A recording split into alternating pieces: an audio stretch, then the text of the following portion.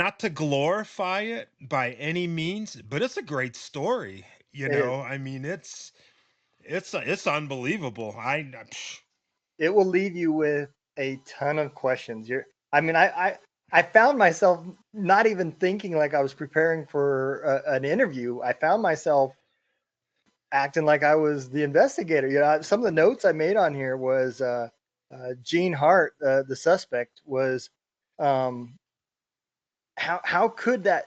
How did he even fit into that? Because it drives me crazy because I hear his background was he's a criminal, he Right, escaped from prison, and he raped two women that were pregnant, right?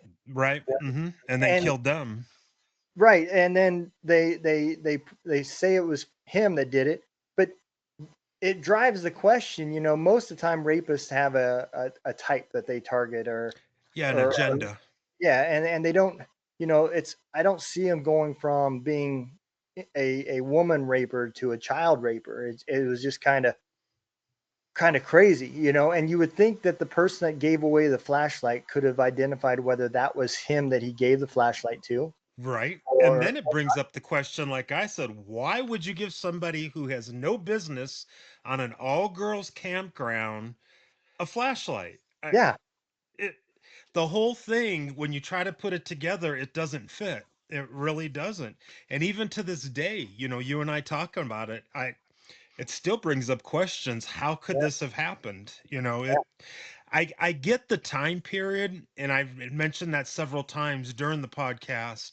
In the 70s, we're both a little older, so life was totally different, and I yeah, get that. We were complacent with things, but as complacent as we and our parents and our grandparents were, we weren't idiots, yeah.